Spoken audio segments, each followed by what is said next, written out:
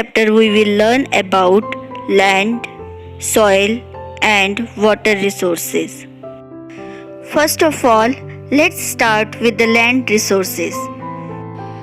Land is the most basic resource because we live on it.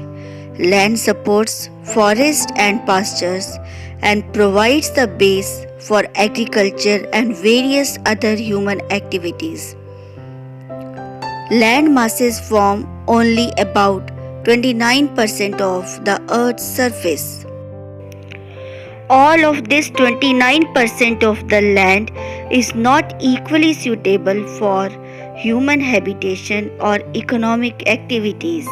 Areas having moderate climate, fertile soil, and level land have more people. These areas are ideal for human habitation as they support a variety of economic activities. Next is land use.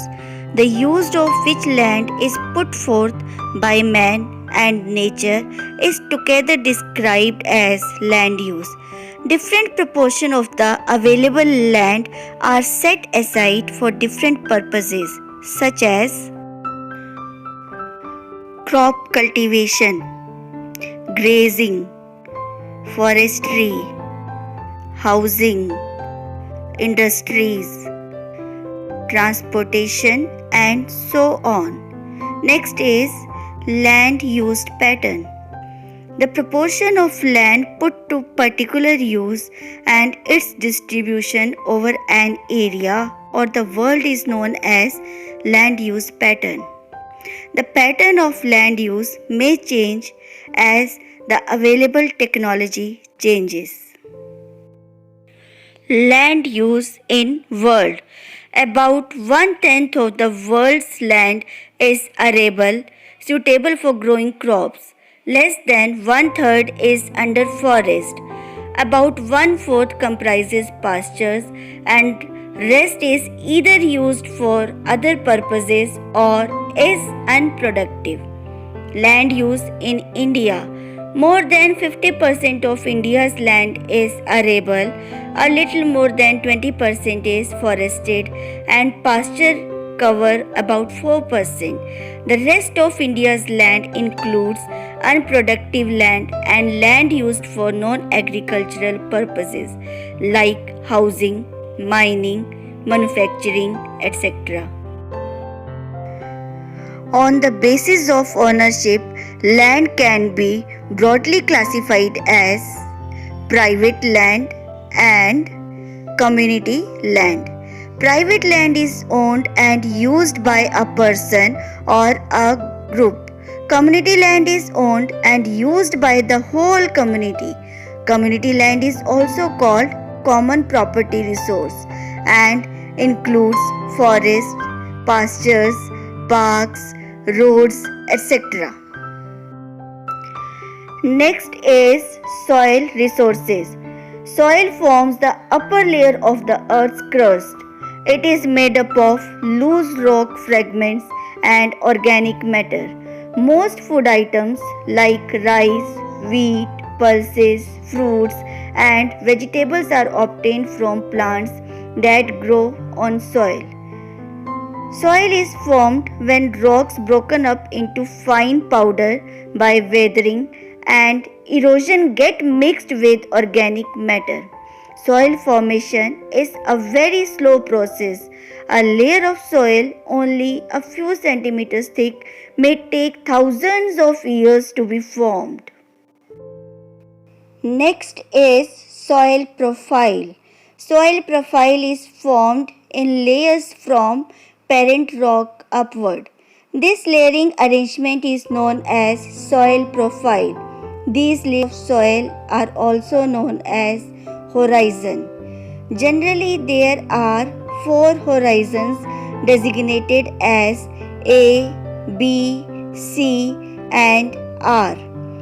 The uppermost layer of soil or the topsoil is fine. It has a lot of humus, organic matter derived from partly decomposed plant and animal remains in soil. Beneath this layer lies the subsoil. The subsoil consists of coarse particles of weathered rock and very little humus. Below the subsoil is a layer of large chunks of weathered rock, and below that is the bedrock, hard, tightly packed rock through which water cannot seep.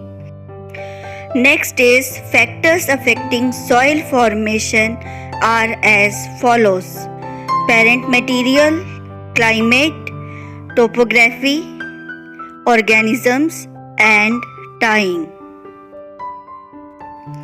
The last topic is water resources. Water is one of the most important natural resources.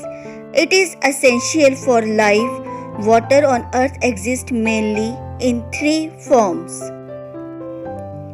water vapor in the atmosphere,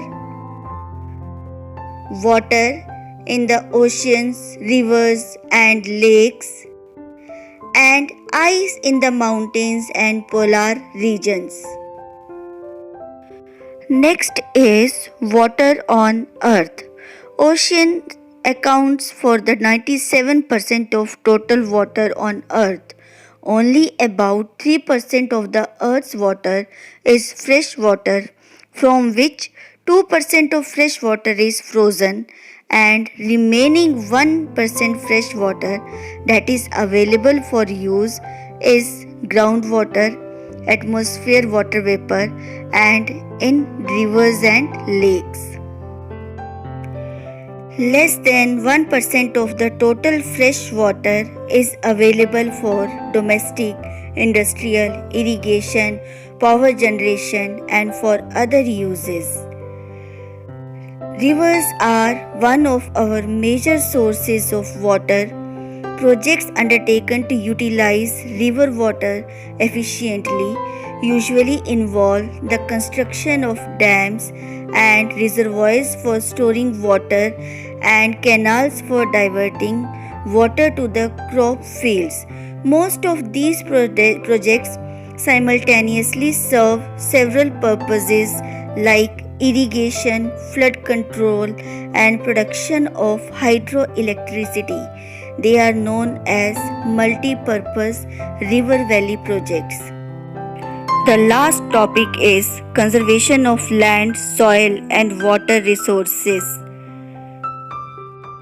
The conservation of land involves planned and judicious use of the available land.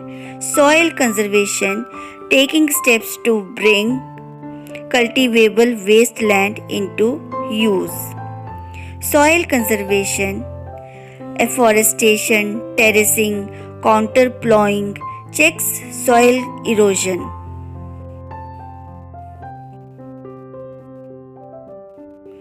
Water conservation, checking the wastage of water, reusing wastewater if possible, storing water for dry season, diverting surplus water from wet region to dry region, and rainwater harvesting are the some of the measures to conserve water resources.